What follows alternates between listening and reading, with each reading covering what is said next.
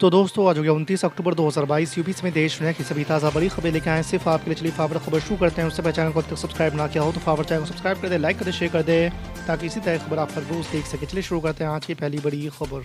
Hate speech मामले में 3 साल की सजा के ऐलान के बाद रामपुर से सपा विधायक आजम खां को एक और झटका लगा है। आपको बता दें कि आजम खां की विधानसभा की सदस्यता को रद्द कर दिया गया है। सजा के ऐलान के बाद आजम खां के लिए ये सबसे बड़ा झटका माना जा रहा है।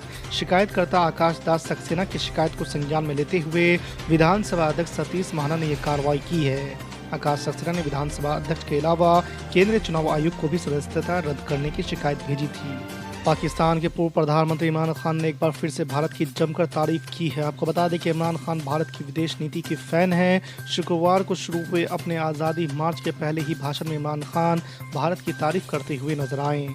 उन्होंने न केवल भारत की स्वतंत्र विदेश नीति की तारीफ की बल्कि रूस से तेल खरीदने को लेकर भी भारत को सराहा है। राजधानी दिल्ली में छठ के दिन यानी इस रविवार को ड्राई डे रहेगा। दिल्ली के उपराज्यपाल विनय कुमार सक्सेना ने 30 अक्टूबर को ड्राई डे घोषित किया है, यानी रविवार को दिल्ली में सभी शराब के ठेके बंद रहेंगे।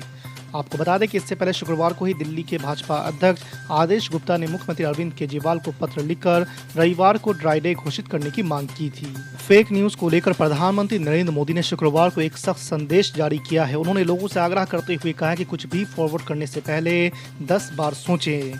प्रधानमंत्री नरेंद्र मोदी ने कहा कि फेक न्यूज बेहद खतरनाक है और इसके कई गंभीर परिणाम हो सकते हैं। प्रधानमंत्री नरेंद्र मोदी ने कहा कि कोई एक फर्जी खबर भी बढ़कर राष्ट्रीय चिंता का विषय बनने की क्षमता रखती है, लिहाजा उन पर लगाम कसने के लिए देश को उन्नत तकनीक पर जोर देना होगा। पश्चिमी दिल्ली सीट से भाजपा सांसद प्रवेश वर्मा अपनी बेकाबू जबान को लेकर फिर सुर्खियों में आ गए हैं। इस बार भाजपा सांसद का दिल्ली जल बोर्ड के एक अधिकारी से बदसलूकी करने का वीडियो सामने आया है। इस वीडियो में वो अधिकारी के साथ तीखी बहस करते हुए और उन्हें बेशर्म घटिया आदमी कहते हुए देखा जा सकता है। आपको बता दें कि राजधानी दिल्ली में छठ पूजा से पहले यमुना नदी में तैरते झागों को लेकर भाजपा एक बार फिर दिल्ली सरकार पर हमलावर हो गई है। केंद्रीय चुनाव आयोग द्वारा सपा अखिलेश यादव से उनके आरोपों पर सबूत मांगे जाने के एक दिन बाद अखिलेश यादव ने अपनी चुप्पी तोड़ते हुए कड़ा जवाब दिया है। उन्होंने निष्पक्ष चुनाव पर सवाल उठाते हुए कहा कि निर्वाचन आयोग ने यदि खुद विधानसभा चुनाव 2022 में मतदाता सूची संबंधी नियमों का पालन किया होता तो हजारों मतदाता मतदान से वंचित नहीं रह जाते हैं। उत्तर प्रदेश के मुख्यमंत्री योगी आदित्यनाथ के प्रयासों के चलते गंगा की सहायक नदियों को प्रदूषण मुक्त रखने का प्रयास सफल होता दिख रहा है।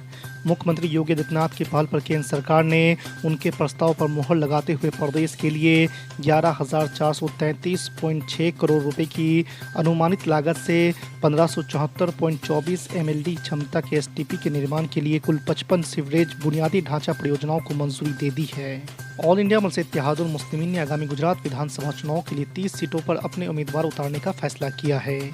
MIM अब तक 5 सीटों पर अपने उम्मीदवारों के नामों का ऐलान कर चुकी है। इनमें सूरत पूर्व सीट से वसीम कुरैशी, लिंबायत सीट से अब्दुल बशीर जमालपुर, खड़िया सीट से साबिर काबलीवाला।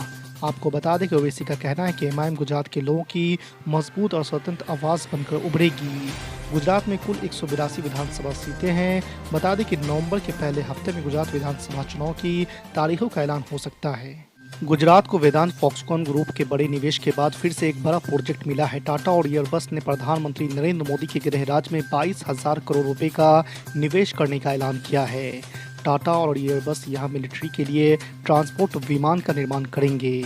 रक्षा सचिव डॉक्टर अजय कुमार ने कहा है कि ये अपनी तरह का देश का पहला प्रोजेक्ट है जिसके तहत एक प्राइवेट कंपनी सेना में इस्तेमाल होने वाले विमान बनाएगी। TRS के 4 विधायकों को कथित रूप से रिश्वत देने की कोशिश करने के आरोप में 3 लोगों को गिरफ्तार किया गया है। पुलिस के इस दावे के एक दिन बाद भाजपा ने कहा है कि उसका इस मामले से कोई लेना देना नहीं है। आपको बता दें कि तेलंगाना भाजपा अध्यक्ष बंदी संजय कुमार ने गुरुवार को कहा कि ये सब बनी बनाई कहानी है। उन्होंने कहा कि ये सब ड्रामा है और पूरी स्क्रिप्ट प्रगति भवन से लिखी गई है। हम इस मामले की सुप्रीम कोर्ट के जज से जांच कराने की मांग करते हैं। दिल्ली में दिसंबर में नगर निगम चुनाव के अटकलों के बीच कूड़े के पहाड़ पर राजनीति तेज हो गई है। बीजेपी और आम आदमी पार्टी में इसे लेकर आरोप प्रत्यारोप का दौर शुरू हो गया है। इसी बीच गुरुवार को दिल्ली के मुख्यमंत्री अरविंद केजरीवाल गाजीपुर स्थित लैंडफिल साइट पहुंचे। उन्होंने पिछले 15 सालों में कचरे का प्रबंधन करने में असफल रहने पर बीजेपी के नेतृत्व वाली MCD पर हमला किया। लैंडफिल साइट का दौरा करते हुए केजरीवाल ने कहा है कि एमसीडी में भाजपा के कुशासन के कारण गाजीपुर में 3 कचरे के पहाड़ बन गए हैं। समाजवादी पार्टी नेता रामपुर शहर विधानसभा सीट से विधायक आजम खां को हेट स्पीच मामले में 3 साल की सजा सुनाई गई है। कोर्ट के इस फैसले के साथ ही आजम खां की विधायकी जाना तय माना जा रहा है। दरअसल सुप्रीम कोर्ट ने साल 2013 में एक मामले पर सुनवाई करते हुए फैसला सुनाया था कि अगर किसी सांसद या विधायक को किसी मामले में 2 साल से ज्यादा की सजा होती है तो उसकी सदस्यता खत्म हो जाएगी। कोर्ट ने कहा था कि तत्काल प्रभाव से ये फैसला सभी निर्वाचित जनप्रतिनिधियों पर लागू होगा। बिहार की 2 विधानसभा सीटों पर हो रहे उपचुनाव में मुख्यमंत्री नीतीश कुमार प्रचार नहीं करेंगे। मुख्यमंत्री नीतीश कुमार ने गुरुवार को कहा कि वो मोकामा और गोपालगंज में प्रचार के लिए नहीं जा रहे हैं। इन दोनों सीटों पर महागठबंधन की ओर से आरजेडी उम्मीदवार मैदान में हैं। मुख्यमंत्री नीतीश कुमार ने पेट में चोट का हवाला देते हुए इन वक्त पर प्रचार से दूरी बनाने का फैसला लिया है। इससे पहले उनका मोकामा में रैली का कार्यक्रम प्रस्तावित था। कांग्रेस अध्यक्ष का औपचारिक रूप से पदभार ग्रहण करने के बाद मल्लिकार्जुन खड़गे ने खुद को मजदूर का बेटा बताया है। खड़गे ने निर्वाचन पत्र सौंपे जाने के बाद कहा है कि ये उनके लिए एक भावुक पल है और वो एक मजदूर के बेटे और साधारण कार्यकर्ताओं को पार्टी का अध्यक्ष बनाने के लिए कांग्रेस के नेताओं का आभार व्यक्त करते हैं। आपको बता दें कि मल्लिकार्जुन खड़गे के इस बयान को राजनीतिक एक्सपर्ट्स काफ़ी अहम मान रहे हैं। यह पहली बार नहीं है जब खड़गे ने खुद को मजदूर का बेटा बताया हो। दरअसल कांग्रेस अध्यक्ष चुने जाने के बाद भी उन्होंने ऐसा ही बयान दिया था। आम आदमी पार्टी के संयोजक और दिल्ली के मुख्यमंत्री अरविंद केजरीवाल ने देश की तरक्की के लिए जरूरी बताते हुए मोदी सरकार से अपील की है कि भारतीय करेंसी पर राष्ट्रपति महात्मा गांधी के साथ लक्ष्मी जी और गणेश जी की फोटो भी लगाई जाए। आपको बता दें कि गुजरात चुनाव से पहले आम आदमी पार्टी के इस हिंदुत्व कार्ड को राजनीतिक पंडित भी दिलचस्पी के साथ देख रहे हैं। इसके सियासी फायदे नफा नुकसान की बातें होने लगी है। आपको बता दें कि दिल्ली में पार्टी के अल्पसंख्यक मोर्चा के अध्यक्ष और मुस्तफाबाद के विधायक हाजी यूनुस ने इस बात के भरपूर संकेत दिए हैं कि वो पार्टी के इस कदम के साथ हैं। केरल के राज्यपाल आरिफ मोहम्मद खान ने मुख्यमंत्री पिनराई विजयन को पत्र लिखकर कहा है कि वित्त मंत्री KN बालागोपाल को तुरंत पद से बर्खास्त कर दिया जाए। आपको बता दें कि राज्यपाल ने कहा है कि विश्वविद्यालय में दिए गए देश विरोधी बयान के लिए उन पर कार्रवाई जरूरी है। गवर्नर ने आरोप लगाया कि राज्य के वित्त मंत्री बालागोपाल ने तिरुवनंतपुरम में पिछले सप्ताह ऐसा भाषण दिया था जो कि भारत की एकता के खिलाफ था और क्षेत्रवाद को बढ़ावा देने वाला था। जम्मू कश्मीर के पूर्व मुख्यमंत्री महबूबा मुफ्ती ने एक बार फिर से ऋषि सुनक का हवाला देते हुए भारत में सेकुलरिज्म खत्म होने की बात कही है। आपको बता दें कि महबूबा मुफ्ती ने मीडिया से बात करते हुए कहा है कि भाजपा ने देश के संविधान को कुचल दिया है। यही नहीं, उन्होंने कहा है कि नरेंद्र मोदी के प्रधानमंत्री बनने से पहले देश में सेकुलरिज्म था जो अब खत्म हो गया है।